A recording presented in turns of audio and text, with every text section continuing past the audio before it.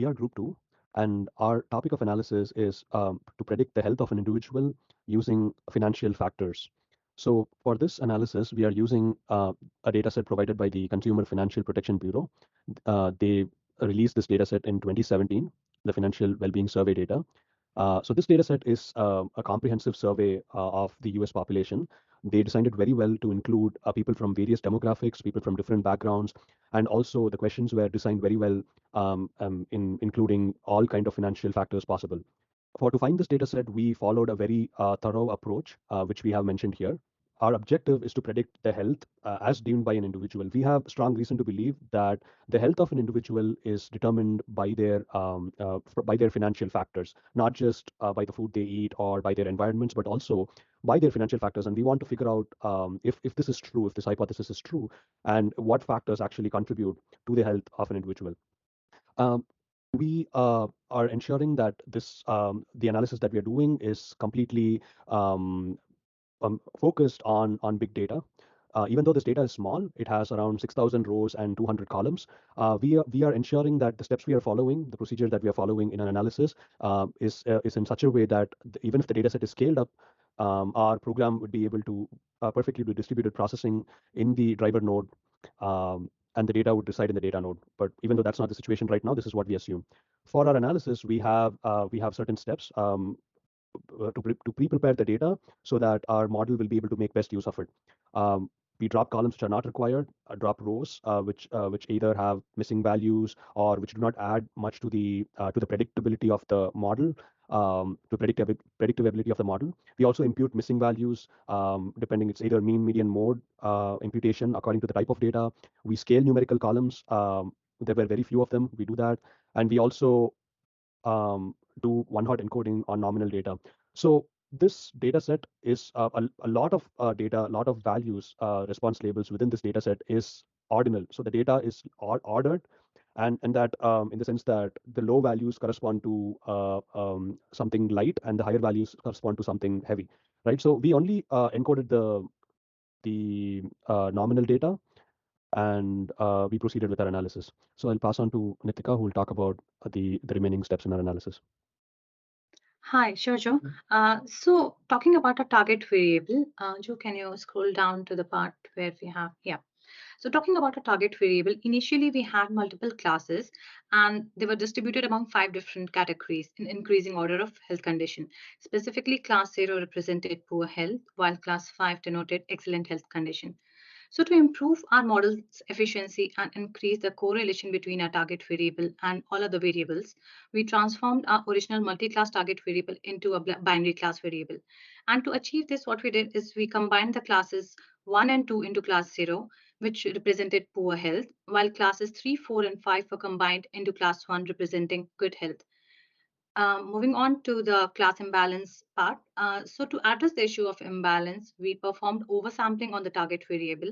This was necessary as the highly imbalanced nature of the data could have affected the performance of our model and could have led to bias towards the majority class, leaving the minority class out of our prediction.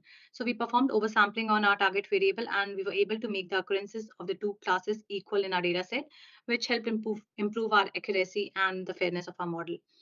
Then after moving on to the data split part, we split our data into training and test set using the ratio 70 and 30. The larger training set was allowed our model to learn and fit better, while the testing set was kept separate for evaluating the performance of our model. Talking about the model building and tuning, we built the predictive model. While building it, we decided to use three tree-based models, which were decision tree, random forest, and gradient boosted tree. The reason behind choosing these three models were their ability to handle large data set and their quick computational efficiency. Talking more about our model, so the decision tree was our benchmark model with model accuracy of 0.75 and precision of 0.729. The gradient boosted tree gave a good result with accuracy of 0.84 and precision of 0.86. However, our best performing model was random forest with accuracy of 0.90 and precision of 0.92.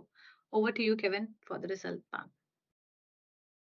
Thank you, Nitika and Joe. So as it's been pointed out, we've trained 3 tree-based models to predict an individual's health status, and from those models, the random forest perform best with an accuracy score of 0.907.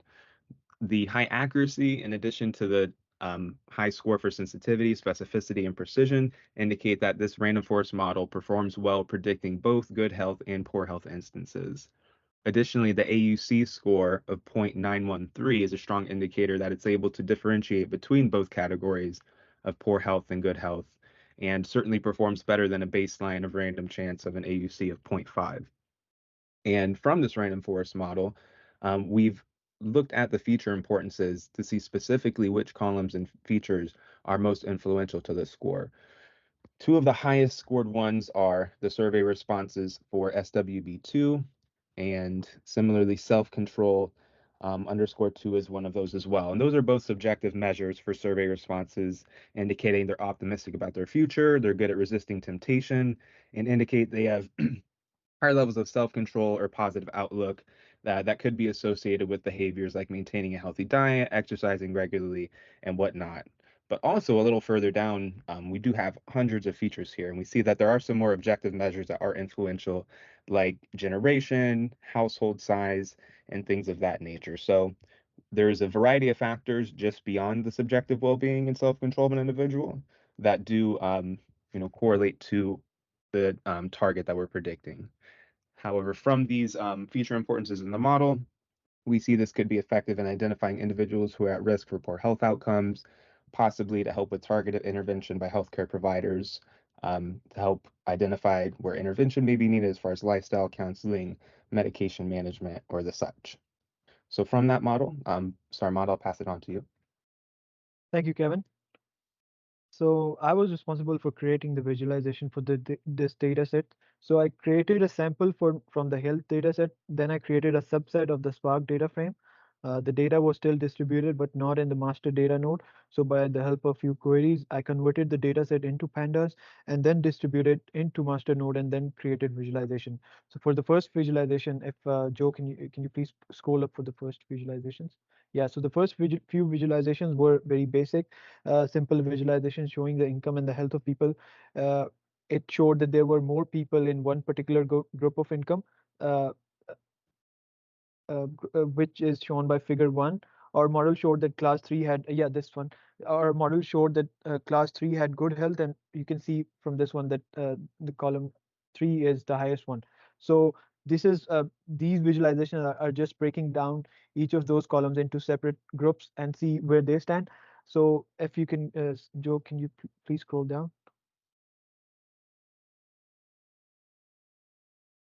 Yeah, so to this visualization, uh, this shows that when health is increasing, as financial score is increasing as well, it means that there's a positive correlation between health and financial status. This can be interpreted in few ways, that it means that individual with higher financial scores that was shown in the data set had greater access to healthcare and medical resources, which allows them to maintain good health. And this was proven by the analysis as well. Yeah, this is it from my side for the visualization part. Thank you, Sarmad. I think this wraps up our presentation and our data and model evaluation. And this is our final project. Thank you.